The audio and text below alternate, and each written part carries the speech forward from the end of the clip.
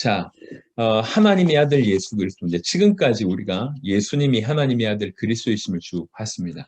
우리가 알기로는 초대교회가 한참 핍박이 있을 때 서로 누가 예수 믿는 사람인지 모르잖아요. 그리고 이제 예수 믿는 사람들은 뭐 많은 어려움을 겪을 때 이제 이분들이 사인한 게 이제 물고기 표시 익두스 아닙니까? 그러니까 익두스라고 하는 걸 여러분 잘 아시듯이 5단어의 조합인데 예수스, 크리스토스, 그다음 데오스, 히오스, 소테르 이런 뜻입니다. 이 단어의 앞글자만 모았는데요. 예수, 그리스도, 하나님, 아들, 구세주입니다. 이게 그들의 신앙입니다. 즉 예수님은 그리스도이시고 하나님의 아들이시고 구세주시다. 이게 그들의 신앙이고 이게 초대교회의 신앙입니다. 이걸 지금 회복하자는 것입니다. 익두스의 신앙을 회복하자는 거죠. 그래서 사복음서 중에 제일 먼저 써져 있는 것이 마가복음인데 그 마가복음 1장 1절 시작이 하나님의 아들 예수 그리스도의 복음의 시작이다. 이 복음이 바로 하나님의 아들 예수 그리스도. 이게 복음이라는 거죠. 이것의 시작이다. 이러면서 풀어냈습니다. 그러니까 하나님의 아들이신 그리스도이신 그 우리의 주가 되시는 그 예수님을 올바로 아는 것이 복음임을 얘기하고 있습니다. 그래서 우리가 이제 지금까지 우리가 이걸 훑어봤고요. 조금 총체적으로 그러면 하나님의 아들 그리스도이신 예수님을 사실 성경에서 굉장히 다양하게 아주 왕성하게 풍부하게 이제 풀어내고 있는데 그 중에 이 그리스도 예수를 조금 더 깊이 좀 디테일하게 표현했던 몇몇의 어떤 본문을 통해서 우리가 믿고 있는 그 예수님, 하나님의 아들 그리스도이신 예수님이 또 이렇게 뭐라고 설명되어 있는지를 좀 안다는 것은 굉장히 유익하리라 생각합니다. 먼저 요한복음 1장에 예수님에 관한 메시지를 가장 많이 설명했는데 요한복음 1장은 신학적으로 설명하더라도 시간이 너무 많이 되는 굉장히 깊은 부분입니다. 그래서 뭐 제가 그런 실력도 안 되니까 그냥 예수님을 뭐라고 얘기했는지가 보면 하나님의 아들 그리스도이신 예수님을 풍성하게 깨달을 수 있지 않겠나 생각합니다. 태초에 말씀이 계시니라. 그러면서 1장 1절에 이 말씀이 하나님과 함께 계셨으니 분명히 말씀과 하나님을 달리 표현했습니다. 그런데 또 이 말씀은 곧 하나님이시니라. 그러니까 이제 삼위일체의 하나님의 개념을 이렇게 기가 막히게 언급했다고 봅니다. 우리 주님은 말씀이시고 또 하나님과 함께 계신 분이시면서 동시에 하나님이시다. 이렇게 되어 있습니다.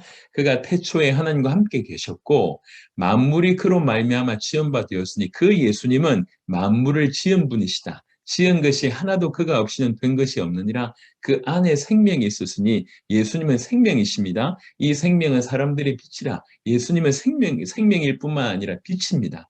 빛이 어둠에 빛이 돼 어둠이 깨닫지 못하더라. 하나님께로부터 보내심을 받은 사람이 있으니 그의 이름은 요한이라. 그가 증언하러 왔으니 곧 빛에 대하여 증언하고 모든 사람이 자기로 말미암아 믿게 하려 함이라. 그는 이 빛이 아니요 이 빛에 대하여 증언하러 온 자라. 예, 그다음에 참빛 곧 세상에 와서 각 사람에게 비추는 빛이 있으나니 그가 세상에 계셨음에 세상은 그로 말미암아 지은 바 되었으되 세상이 그를 알지 못하였고 자기 땅에 오매 자기 백성이 영접하지 아니하였으나 영접하는 자 곧 그 이름을 믿는 자들에게는 하나님의 자녀가 되는 권세를 주셨으니 이는 혈통으로나 육종으로나 사람의 뜻으로 나지 아니하고 오직 하나님께로부터 난 자들이니라. 말씀이 육신이 되어 예수님은 말씀이 육신이 되신 분이십니다. 우리 가운데 그 하심에 우리가 그의 영광을 보니 아버지의 독생자의 영광이요 은혜와 진리가 충만하더라. 은혜와 진리가 충만하고 아버지의 독생자의 영광을 가지고 계십니다. 요한이 그에 대하여 증언하여 외쳐 이르되 내가 전에 말하기를 내 뒤에 오시는 이가 나보다 앞선 것은 나보다 먼저 계심이라 한 것이 이 사람을 가리킴이라 하니라.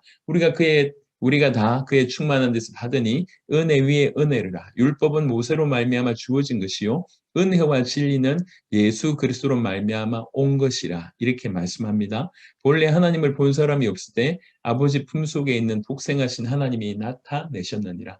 아버지 하나님을 독생하신 하나님이 바로 나타내신다고 합니다. 예수님이 어떤 분인지를 요한복음을 시작하면서 1장부터 아주 풍성하게 이 모든 구조를 통해서 예수님이 하나님이심을, 예수님이 하나님의 아들이심을, 예수님이 그리스도이심을, 우리의 주가 되심을, 우리에게 구원을 베풀어 주실 분임을 이렇게 풍성하게 표현하고 있는 것입니다. 자, 에베소 1장을 보겠습니다. 에베소 1장 3절부터 10절은 약간 다른 각도로 아버지 하나님께서 어떻게 역사하시냐라고 얘기할 때 그리스도 안에서, 그리스도로 말미암아, 그리스도를 통하여, 그러니까 하나님의 역사의 방법이 그리스도이심을 얘기하고 있는데요. 거의 매 구절마다 그리스도 안에서 아니면 그리스도로 말미암아라고 되어 있습니다. 그래서 그리스도 예수 안에서 전후에 보면 너무 많은 구속부터 시작해서 엄청 많은 부분들을 하나님 언급하십니다. 자, 찬송하리로다. 하나님 곧 우리 주 예수 그리스도의 아버지께서 그리스도 안에서 하늘에 속한 모든 신령한 복을 우리에게 주시되, 하늘에 속한 모든 신령한 복을 주시는데 그리스도 안에서, 곧 창세전에 그리스도 안에서 우리를 택하사, 우리를 택하는데 그리스도 안에서 우리로 사랑 안에서 그 앞에 거룩하고 흠이 없게 하시려고 그 기쁘신 뜻대로 우리를 예정하사 예수 그리스도로 말미암아 자기의 아들들이 되게 하셨으니, 자기의 아들들이 되게 하신 방법이 예수 그리스도로 말미암아 이는 그가 사랑하시는 자 안에서 우리에게 거저 주시는 바 그의 은혜의 영광을 찬송하게 하려는 것이다. 이 부분도 그의 사랑하시는 자 안에서라고 표현되어 있습니다. 우리는 그리스도 안에서 그의 은혜의 풍성함을 따라 그의 피로 말미암아 속량 곧 죄사함을 받았느니라. 속량 곧 죄사함도 그리스도 안에서. 이는 그가 모든 지혜와 총명을 우리에게 넘치게 하사 그 뜻의 비밀을 우리에게 알리신 것이요 그의 기뻐하심을 따라 그리스도 안에서 때가 찬 경륜을 위하여 예정하신 것이니, 그리스도 안에서 예정하셨고요. 10절에 하늘에 있는 것이나 땅에 있는 것이 다 그리스도 안에서 통일되게 하려 하십니다. 하나님께서 모든 역사를 행하실 때 그리스도 안에서, 그리스도를 통하여, 그리스도로 말미암아, 이게 우리가 믿는 그리스도이신 예수님이십니다. 요한복음 1장에서 예수님을 설명했고, 에베소 1장, 성경 전체가 사실은 메시아이신 예수님을 설명하되 아주 노골적으로 우리에게 이해를 더 돕게 하기 위해서 마가복음 1장 1절, 요한복음 1장부터 18절에, 에베소 1장 3절부터 10절에 쭉 얘기하고 있고요. 특별히 골로새 1장에는 이렇게 표현되어 있습니다. 그가 우리를 흑암의 권세에서 건져내사 그의 사랑의 아들의 나라로 옮기셨으니 그 아들 안에서 우리가 속량 곧 죄사함을 얻었도다. 아멘. 그는 보이지 아니하는, 이제 본격적으로 설명합니다. 그는 보이지 아니하는 하나님의 형상이요. 보이지 아니하는 하나님, 그 하나님의 형상이 바로 예수님이다. 모든 피조물보다 먼저 나신 이시니 피조물이 아니고 선지하시는 하나님이십니다. 아버지께로부터 나신 분이십니다. 만물이 그에게서 창조되되, 만물이 그에게서 창조되는데 하늘과 땅에서 보이는 것들과 보이지 않는 것들과 혹은 왕권들이나 주권들이나 통치자들이나 권세들이나 만물이 해놓고 다 그로 말미암고 그를 위하여 창조되었고 그로 말미암아 창조되었고 그를 위하여 창조되었다고 합니다. 모든 만물의 시작과 끝, 목적이 다 바로 그리스도라고 얘기하고 있습니다. 또한 그가 만물보다 먼저 계시고 만물이 그 안에 함께 섰느니라. 먼저 계실 뿐만 아니라 만물이 그 안에 함께 서 있습니다.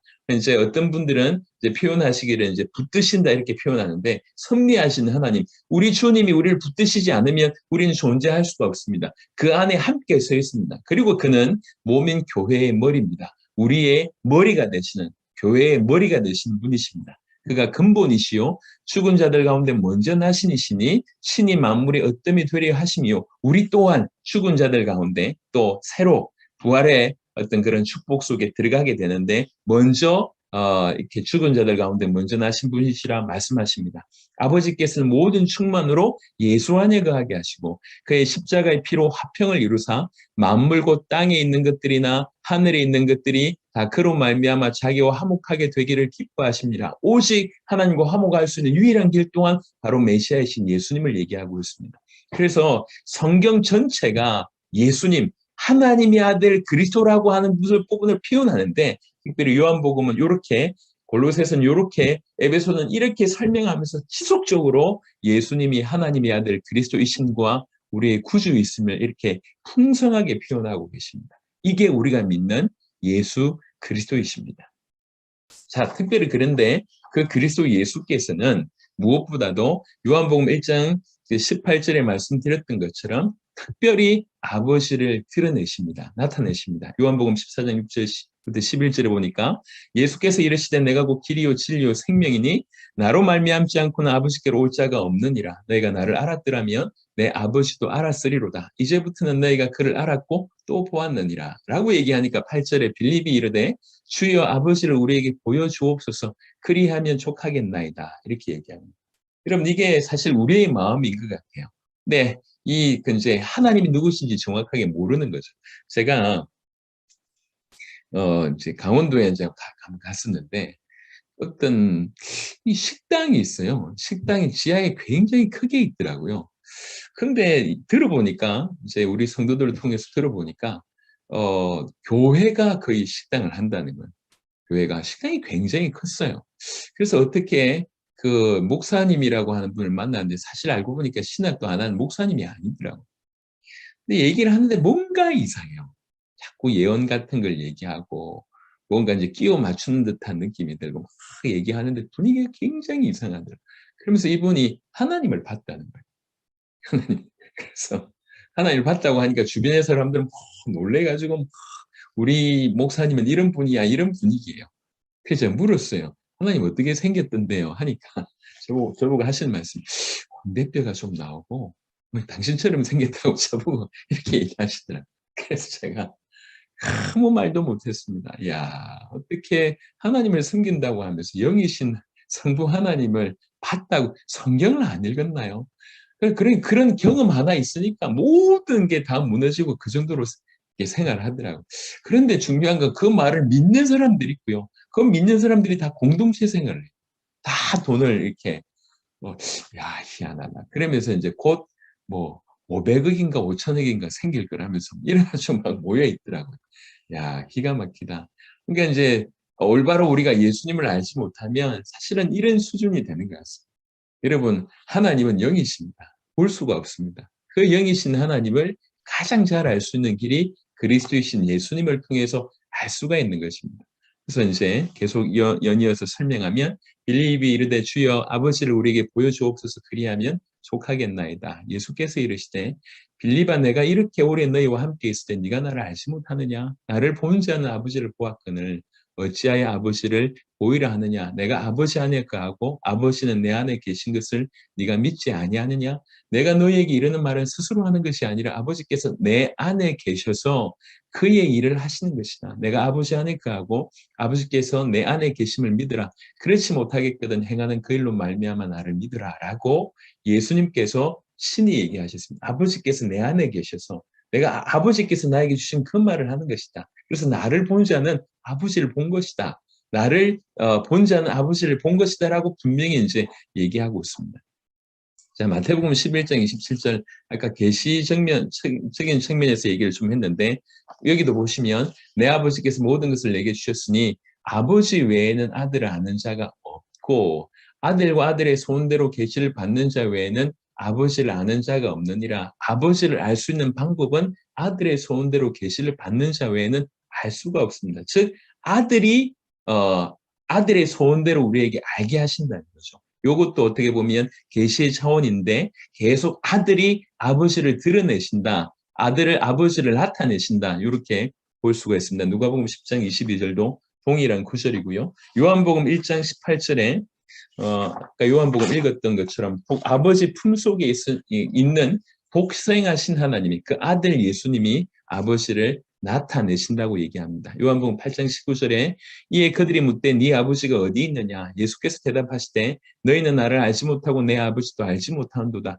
나를 알았더라면 내 아버지도 알았으리라. 요한복음 10장 30절에 나와 아버지는 하나이니라 하신대. 요한복음 10장 38절에 내가 행하거든 나를 믿지 아니할지라도 그 이름 믿으라. 그러면 너희가 아버지께서 내 안에 계시고 내가 아버지 안에 있음을 깨달아 알리라 하시니 우리가 성경을 통해서 하나님을 알 수가 있습니다. 하지만 더 명확하고 정확하고 더 선명하게 알 수 있는 부분으로 아버지 하나님을 나타내신 분이 바로 그리스도 예수라고 볼 수가 있습니다. 말씀이신 그분이 육신을 입으신 분이시고 그분의 삶을 통해서 그분의 말씀과 그분의 행위를 통해서 우리는 무엇보다도 하나님 아버지를 알 수가 있습니다. 끊임없이 그리스도 예수께서는 본인이 아버지를 나타낸다고 얘기하고 있습니다. 내가 아버지와 하나라고 얘기하고 있고요. 요한복음 1장 18절의 설명은 독생하신 하나님이 나타내셨다고 얘기하고 있습니다. 그래서 그리스도 예수를 통해서 우리는 아버지를 알 수가 있습니다.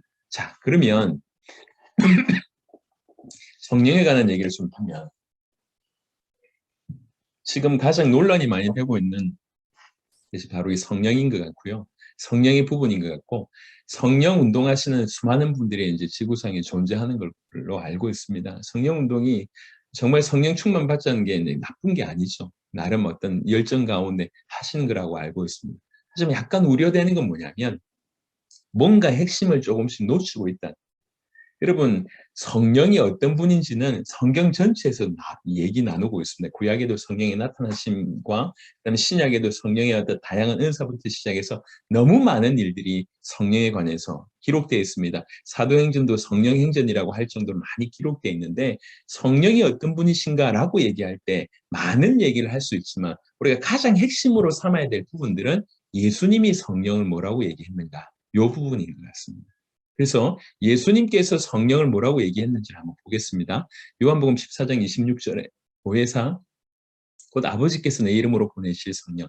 당신이 보혜사인데 또 다른 보혜사, 이제 또 다른 보혜사, 이제 이렇게 곁에 두고 이제 말을 하는 사람, 아니면 이제 그 보호하시고 은혜 주시고 가르치는 사람, 이런 다양한 해석이 있지 않습니까? 또 다른 보혜사, 예수님 외에 또 다른 보혜사, 곧 아버지께서 내 이름으로 보내실 성령, 이 성령이 오시면 그가 너희에게 모든 것을 가르치고 그리고 내가 너희에게 말한 모든 것을 생각나게 하리라. 예수님께서 하신 말씀을 다 생각나게 하겠다. 성령이 이렇게 말씀을 하십니다. 예를 들면 굉장히 좀 단적으로 얘기하자면 이 성경이 기록된 것이 예수님 사후에 제일 일찍 기록된 것도 몇십 년 후에 기록됐습니다.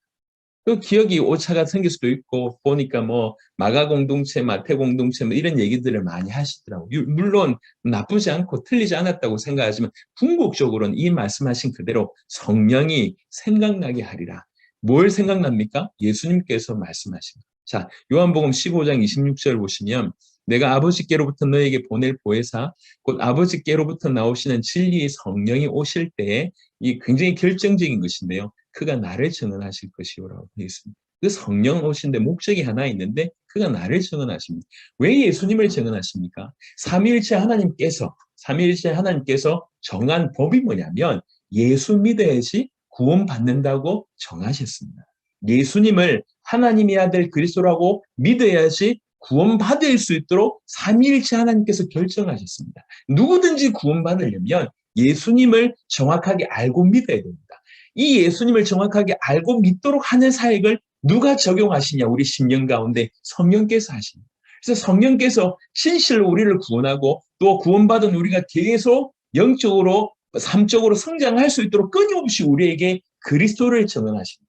그리스도의 그 영광의 빛을 계속 비춰주시는 것입니다. 그래서 그가 나를 증언하실 것이요라고 되어 있는 것입니다. 요한복음 16장 13절에 그러나 진리의 성령은 진리의 성령이십니다. 그가 너희를 모든 진리 가운데로 인도하시리니 그가 스스로 말하지 않고 오직 들은 것을 말하며 장래일을 너희에게 알리시리라. 진리 가운데로, 그것도 모든 진리 가운데로 우리를 인도하십니다. 또 우리가 알고 있는 성경 구절은 요한복음 14장 6절입니다. 예수께서 가라사대 내가 곧 길이요 진리요 생명이니라고 하는 구절을 우리가 이미 알고 있습니다. 예수님이 진리이심을 알고 있습니다. 그 성령이 나를 증언하실 것이요 진리 가운데로 인도하신다고 얘기할 때 그 진리의 100% 아니면 적지 않은 프로테이션은 분명히 예수님이심을 우리가 알고 있습니다. 예, 모든 진리 가운데로 얘기할 때 수많은 부분들도 그 안에 언급된다고 얘기하니까 저는 사실 100%라고 얘기하고 싶지만 그래도 굳이 좀 구분할 수 있기 때문에 예수님의 어떤 부분으로 인도하신다고 볼 수가 있습니다. 자, 더 결정적인 것은 사도행전 1장 8절입니다. 자세하게 보시면 오직 성령이 너에게 마시면 지금 가장 중요할 때 이 땅에서 어떤 당신의 언어로 할 수 있는 마지막 말을 지금 하십니다. 마지막 말을 하시면서 성령이 너에게 임하시면 권능을 받을 것이다. 그래놓고 예루살렘과 온 유대와 사마리아와 땅끝까지 이르러 내 증인이 되리라 하시니라. 권능을 허락하신 이유는 권능 자체가 목적이 아니라 내 증인이 되리라. 주님의 증인 되게 하기 위해서 우리에게 권능을 허락하십니다. 지금 성령 운동에 많은 문제가 도출되고 있는 것은 딴 얘기가 아닌 것 같아요. 이 목적을 잃어버린 겁니다. 이 목적을. 그래서 그냥 권능을 임하는 거죠. 권능 받기를 발부둥칩니다. 한때 정말 우스갯소리로 성령 받으면 왜 이빨 큰 밑발 된다고는 얘기 들어보신 적 있지 않습니까? 말도 안 되는 얘기 아닙니까? 금이빨 되는 뭐가 그리 중요합니까? 그리고 또 뭐 이렇게 성령이 오면 웃는다고 해서 한참 웃는 운동하고 또 성령 오면 또 운다고 해서 또 한참 울고 뭔가를 많이 합니다. 그래서 성령이 임하면 예언한다. 기도 많이 하시는 권사님들의 예언한다 이렇게 하시면 보면 이제 거의 목소리가 남자 목소리예요. 할렐루야 하면서 뭔가 예언하는데 넌 신학해야 된다부터 시작해서 오만 얘기를 다 하는데요. 여러분 굉장히 중요합니다. 예언이 임하고 방언이 임하고 다양한 은사가 뭐 5만 가지 은사가 임한다 할지라도 그 성령의 목적을 잃어버리면 그 권능 자체가 이유가 없는 일이 벌어집니다. 암만 역사가 일어난단들 주님이 원하시는 방향 쪽으로 가지 않게 됩니다. 뭔가 큰 일이 벌어지고 나서 넘어지는 예들이 너무너무 많습니다. 성령이 임하시면 분명한 것은 뭐냐면 성령의 방향성이 있다는 거죠. 여러분 성령 인도를 고민해 보셨습니까? 성령이 우리를 어떻게 인도할까요? 제가 니카라과를 갔었을 때 방송국 인터뷰를 요청해서 방송국에 갔는데 방송이 꽤나 컸습니다. 그리고 제가 저에게 인터뷰를 하시는 분이 그 방송국 설립자시고 목사님이셨어요. 저는 그 정도만 알았습니다. 질문 4가지만 하고 15분이면 마친다고 해서 그냥 뭐 질문 대충 듣고 들어갔는데 질문을 생방송으로 질문을 1시간째 하시는 거예요. 그래서 생방송으로 1시간 제가 이제 통과하고 나왔는데 그리고 브레이크하고 다음 프로그램도 이 목사님이 인도를 하셔야 되는 모양입니다. 끝났는데요. 저를 잡는 겁니다. 잡으면서 대화를 하고 싶다는 거예요.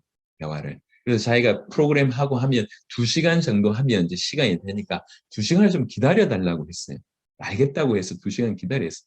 알고 보니까 이분이 대단한 방송국만 가지고 있는 것이 아니라 산하의 목사님이 400명이 계세요. 그리고 니카라과에 대통령 선거를 했는데 이분이 4위가 된 겁니다. 그래서 우리나라 말로 얘기하자면 국회의원 같은 역할을 하고 있어요.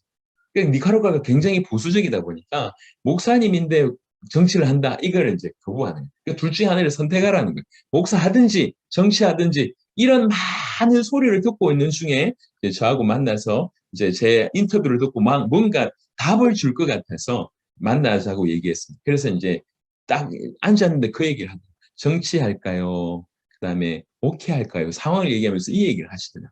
제가 웃으면서 그 얘기를 했습니다. 이 방송국에서 제가 내일 이제 비행기를 타고 한국으로 돌아가야 됩니다. 방송국에 나가서 제가 나간다 칩시다. 나가면 왼쪽 오른쪽 길이 있습니다. 예, 왼쪽이 있고 오른쪽이 있고 또 조금 더 나가면 사거리가 있습니다. 그래서 직진이 있고 우회전 좌회전이 있습니다. 자, 제가 만약에 분명한 공항이라고 하는 목적지가 있으면 나가서 왼쪽으로 가도 되고 오른쪽으로 가도 됩니다. 차이는 뭐냐면 약간 돌아가냐 빨리 가냐의 차이입니다. 조금 가다가 사거리가 나왔을 때도 직진해도 되고 우회전해도 좌회전해도 됩니다. 빠른 길로 가면 됩니다. 하지만 생각을 해보세요.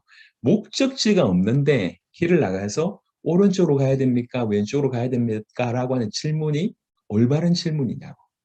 당신은 지금 목회를 해도 틀렸고 정치를 해도 틀렸다. 당신은 왜 목회를 해야 되고 왜 정치를 해야 될지 답이 없다.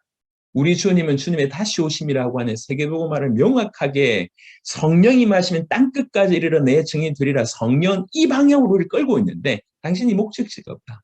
목적지 없는 중에 당신이 목회를 하든지 정치를 하든지 다 틀린 것이다. 별로 유익함이 없다. 많은 분들이 목사님들한테 찾아옵니다. 성도들이 그래서 질문을 하더라고요. 여러분들도 경험해본 질문인데 목사님, 제가 이 사람하고 결혼해야 될까요? 말아야 될까요? 질문을 합니다. 제가 어떻게 합니까? 지가 결혼해야지. 왜 그걸 저한테 묻습니까? 그리고 또 물어봅니다. 이 사업을 할까요? 말까요? 물어봅니다. 그걸 제가 어떻게 하냐 말이요. 예. 수많은 사람들이 이런 류의 질문을 던집니다. 이런 류의 질문을 던지는데 제가 안타까운 건 뭐냐면 궁극적인 목적지가 사라진 상태에서 이겁니까? 저겁니까? 물어요. 다 틀렸어요. 다 틀렸어요. 성령 인도가 성령이 궁극적으로 우리를 어디로 끌고 가는지 이거 없으면 성령 인도는 사실은 별반 목적지가 없는데 뭐가 오르냔 말이에요. 전부 틀린 것이지 방황할 수밖에 없는 것이죠. 그래서 성령 인도를 받는다고 얘기할 때도 분명히 성령이 사도행전 1장 8절에 근거해서 우리를 어디로 끌고 가는지 정확하게 보고 그것을 향해서 가는 거 아닙니까? 그런 중에 조금 더 빠른 길을 위해서 이렇게 우리를 인도하실 거 아닙니까? 여러분 지금 성령의 어떤 어마어마한 은사를 얘기하고 많은 걸 얘기하면서 목적지를 잃어버렸습니다. 성령은 그리스도 예수님을 증언하십니다. 그리스도 예수를 드러내십니다. 그리고 성령은 그리스도의 증인 되게 하십니다. 그걸 위해서 우리에게 권능을 주십니다. 그래서 사도행전에 보시면 성령 임할 때마다 무슨 일이 일어나는지를 보게 됩니다. 성령 임할 때는 권능으로 끝이는 일이 한 번도 없습니다. 반드시 그 권능은 주의 복음을 증언하는 쪽으로 결론 나 있습니다. 사도행전 2장, 사도행전 4장 쭉 보시면 그래요. 그래서 이 목적을 잃어버리면 그냥 권능에 다 묻히게 되면 혹여 권능이 있는다 할지라도 은사가 있는다고 할지라도 결국 다른 방향으로 갈 수밖에 없습니다.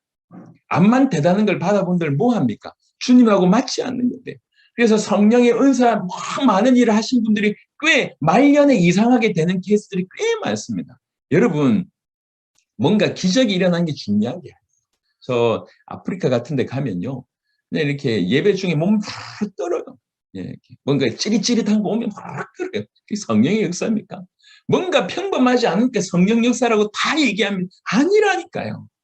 성령은 하물며 우리 수준 낮은 우리 같은 부모라도 자식의 미래를 생각하고 자식을 어디를 끌지를 고민하면서 아이들을 끌고 가지 않습니다. 성령이 궁극적인 목적 없이 이리 가라 저리 가라 하실 수 있냔 말이에요. 성령은 명확한 목적지를 두고 우리를 끌고 가십니다. 그래서 정말 우리의 걸음이 우리에게 허락하신 수많은 것들이 이 복음과 이 복음을 증언하는 쪽이 맞다고 하면 성령 인도입니다. 하나님께서 우리를 인도하신 것이 맞습니다. 어떤 한때 우리나라 교단 중에 하나가 구원받으려면 방언받아야 된다고 얘기하신 분들이 있었습니다. 왜 그러냐면 성령 임할 때 보니까 방언받더라. 그래서 구원받으려면 방언받아야 된다고 얘기합니다. 물론 그런 해석이 맞을 수는 있지만 제가 볼 땐 그닥 옳은 얘기는 안 같습니다. 성령의 은사 중에 방언이 있을 수 있다고 생각합니다. 하지만 그건 은사 중에 하나입니다. 중요한 것은 왜 그런 은사를 주셨는가를 더 질문해야 돼요.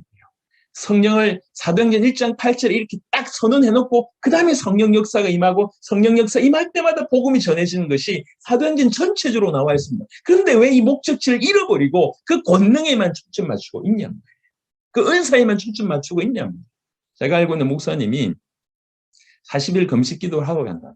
왜 가냐? 능력을 받아야 되겠다. 그래서 이 장로들 다 잡아야 되겠다. 이러면서 40일 금식 기도하러 갔다가 몸 아프셔서 나오셨습니다. 왜 능력을 받아야 되고 왜 은사를 받아야 될지 전혀 방향이 없어요. 그냥 받으면 무조건 좋대요. 성령은요. 예수 그리스도를 증언하십니다. 물론 수많은 다양한 성령의 역사가 있음을 인지합니다. 하지만 궁극적인 방향성은 예수 그리스도를 드러내시고 예수 그리스도의 증인되게 하시는 것이 그것도 땅끝까지 이르러 증인되게 하신 것이 성령의 역사라고 생각을 합니다. 성경은 그렇게 되어 있습니다. 사도행전 2장, 사도행전 4장, 요한일서 5장 6절을 보니까 이는 물과 피로 임하신 이시니 곧 예수 그리스도시라. 물로만 아니요 물과 피로 임하셨고 증언하는 이는 성령이시니 성령은 진리니라. 성령이 증언하신다. 이렇게 되어 있습니다. 그리스도를 증언하신다고 되어 있습니다. 자, 그래서 그 예수 그리스도는 하나님의 아들 그 그리스도이신 예수님은 우리의 주가 되셔야 됩니다. 자, 엄밀하게 얘기하면 하나님의 아들 그리스도라고 하는 이 사실은 하나님의 아들 그리스도라고 하는 이 사실은 객관적인 거예요. 내가 인정하지 않아도 그건 객관적인 사실입니다. 그 객관적인 사실이 내 것이 되는 것이 그 예수님을 우리의 주로 모시는 것입니다. 그러니까 나의 주로. 그러니까 나의 주 예수 그리스도. 그러니까 우리의 그 예수 그리스도가 바로 우리의 주가 되심을 성경은 얘기하고 있습니다. 고린도전서 8장 6절에 그러나 우리에게는 한 하나님 곧 아버지가 계시니 만물이 그에게서 났고 우리도 그를 위하여 있고 또한 한 주 예수 그리스도께서 계시니 만물이 그로 말미암고 우리도 그로 말미암아 있느니라. 고린도전서 12장 3절에 그러므로 내가 너희에게 알리노니 하나님의 영으로 말하는 자는 누구든지 예수를 저주할 자를 하지 아니하고 또 성령으로 아니하고는 누구든지 예수를 주시라 할 수 없느니라. 빌립보 2장 11절에 모든 입으로 예수 그리스도를 주라 시인하여 이렇게 시인하면 하나님 아버지께 영광을 돌리는 바로 그것이라고 얘기하고 있습니다. 갈라디아 6장 14절에 그러나 내게는 우리 주 예수 그리스도의 십자가 외에 결코 자랑할 것이 없나니 그리스도로 말미암아 세상이 나를 대하여 십자가에 못 박히고 내가 또한 세상을 대하여 그러하니라. 우리의 주가 되시는 예수 그리스도십니다. 그래서 우리는 하나님의 아들이시면서 그리스도이신 예수님을 우리의 주로 모시는 겁니다. 그래서 이 모든 것을 우리 주 예수 그리스도 이렇게 얘기를 하는 것입니다. 그런 신앙이 우리 가운데 충만하게 있으시길 바랍니다.